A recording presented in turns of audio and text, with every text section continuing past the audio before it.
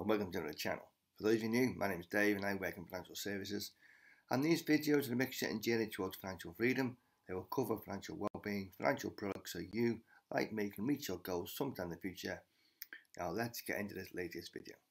This latest video is somewhat different. It's about a recent survey carried out. Okay. Now a recent survey was carried out by YouGov on behalf of the People's Partnership. Now it included 2,000 adults of a working age, and it concluded that nearly half of all adults don't think they will be able to retire sometime in the future. Now that may be a quite small and select group of people, but personally I find those statistics quite shocking and simply frightening.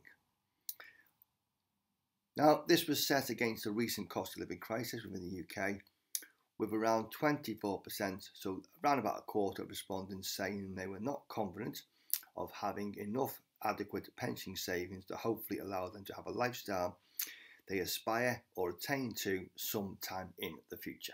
Data showed, although the vast majority of people are making some kind of pension provision, thankfully through the introduction of auto-enrolment back in 2012, which has brought obviously masses of work into making contributions roughly in line with government rules of 8% as a minimum standard requirement from the government or the pension regulator, it shows that the current levels being made are well below the required amount, and many experts believe it should be gradually increased to, let's say, round about 15%.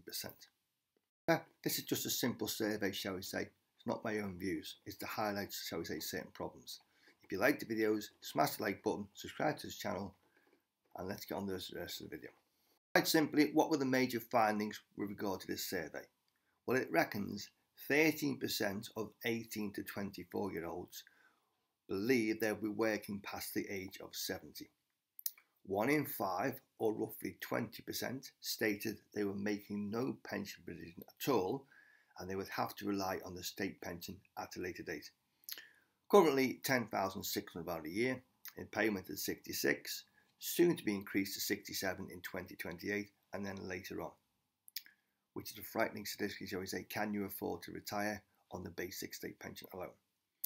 And nearly 4 in 10, so 39%, said they were less confident about their future retirement prospects moving forwards than they were before the COVID-19 pandemic occurred in early 2020.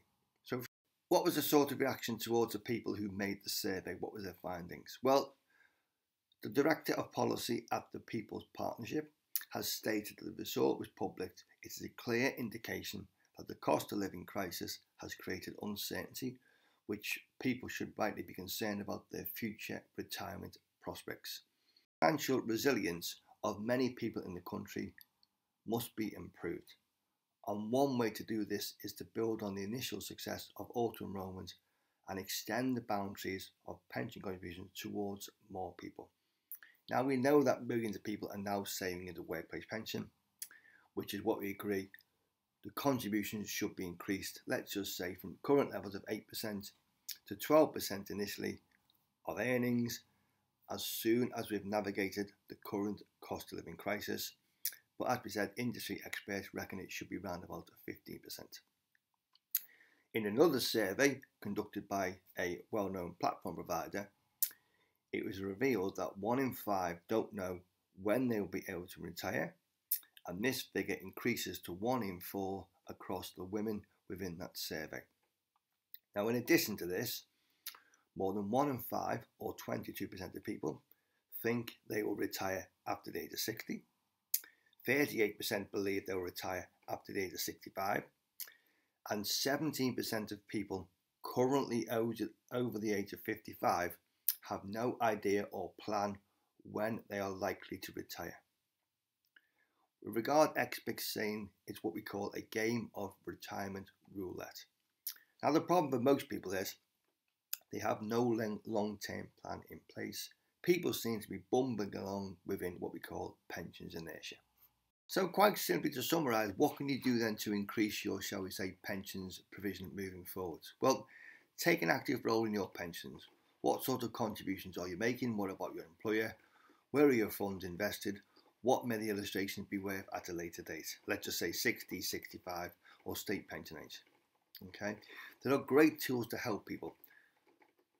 MAPS or the Money and Pension Service have got what they call the budget planning tools on the moneyhelper.org.uk website. There's a recent survey introduced, shall we say, by the Pension and Lifetime Savings Association, which will give people an idea if you've got a moderate, a comfortable or a lavish lifestyle. So use the tools, build some kind of plan in place. Okay, what sort of pension provision are you going to have at a later date? No one should care more about your pension than you do. It's probably your biggest asset apart from your home or your property, so take some interest in it. Do not become one of the statistics within the survey we've set. Ultimately, you can, shall we say, achieve your pensions aims in future, but be accountable, take an interest. It is up to you. As we said, the tools are there, use them, simplify your process, but don't become another statistic.